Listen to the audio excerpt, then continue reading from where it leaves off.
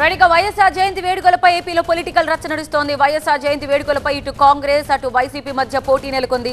రాష్ట్ర వ్యాప్తంగా ఘనంగా నిర్వహించాలంటే ఇప్పటికే వైసీపీ ఏర్పాట్లు చేస్తోంది.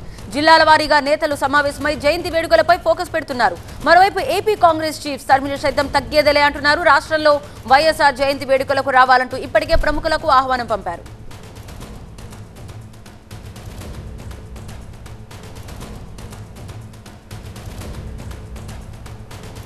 మా ప్రతినిధి వసంత్ మరింత సమాచారం అందించడానికి లైవ్ లో సిద్ధంగా ఉన్నారు. O T Vasant.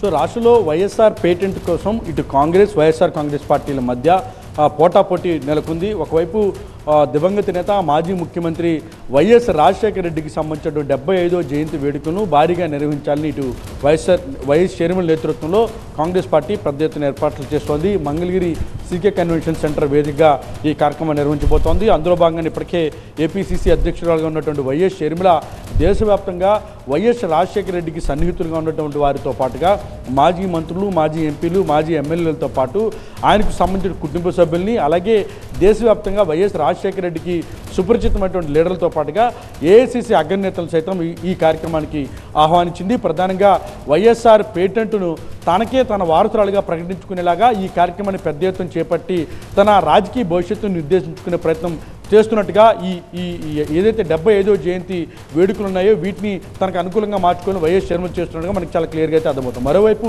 ఇటు వైఎస్ఆర్ కాంగ్రెస్ పార్టీ సైతం వైఎస్ రాజశేఖర రెడ్డికి సంబంధించిన 75వ జయంతి వేడుకలను రాష్ట్ర వ్యాప్తంగా పెద్ద ఎత్తున ప్లాన్ చేయాలంటూ కూడా పార్టీ నేతలకు నిన్న మాజీ మంత్రిగా ఉన్నట్టు పేర్ని నాని పిలుపునిచ్చారు. ఇది పార్టీ పూర్తిగా భుజాన్ని వేసుకొని అవసరమైతే సేవా కార్యక్రమాలు, సామాజిక కార్యక్రమాలు పెద్ద ఎత్తున పాల్గొనాలంటూ కూడా పార్టీ నేతలకు పిలుపునిచ్చారు. సో మొత్తంగా ఈ వ్యవహారానికి సంబంధించి చూసినటువంటి సందర్భంలో మాజీ ముఖ్యమంత్రిగా ఉన్నారు. వైఎస్ కుటుంబానికి ఎనలేనటువంటి కీర్తి ప్రతిష్టలు ముఖ్యంగా రాష్ట్ర వ్యాప్తంగా రాష్ట్ర రాజకీయాల్లో ఉన్నటువంటి ఈ నేపథ్యంలో ఇద్దరు విడివిడిగా అంటే చెల్లి ఒకవైపు, అన్న ఒకవైపు ఈ కార్యక్రమాలను వేరువేరుగా ఘనంగా నిర్వహించాలని ప్లాన్ చేయడం ప్రస్తుతం రాష్ట్ర వ్యాప్తంగా హాట్ టాపిక్గా మారింది.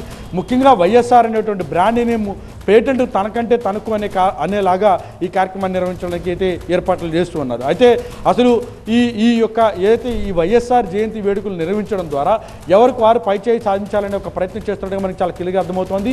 మరోవైపు వైఎస్ విజయం సైతం కాంగ్రెస్ పార్టీ అధ్యక్షురాలుగా ఇటు వైఎస్ షర్మిల నిర్వహిస్తున్నటువంటి 75వ జయంతి వేడుకలకి హాజరవుతారని ఆ పార్టీ శ్రేణులు చెప్తూ ఉండగా, మరోవైపు వైఎస్ఆర్ కాంగ్రెస్ పార్టీ నేరుగా ఈ కార్యక్రమాలను ఇన్వాల్వ్మెంట్ తీసుకొని పార్టీ శ్రేణులకు పిలుపునిచ్చినటువంటి నేపథ్యంలో ఇటు వైఎస్ విజయమ్మ పాల్గొంటారా లేదా అనేది ప్రస్తుతం ఆసక్తికరంగా మారింది. సో ఏది ఏమైనప్పటికీ కూడా 75వ వైఎస్ఆర్ జయంతి వేడుకల వేదికగా రాష్ట్ర వ్యాప్తంగా కూడా రెండు పార్టీల మధ్య వాడివేడి చర్చ అయితే నడుస్తూ ఉంది. థ్యాంక్ యూ డీటెయిల్స్ అందించినందుకు. ఇది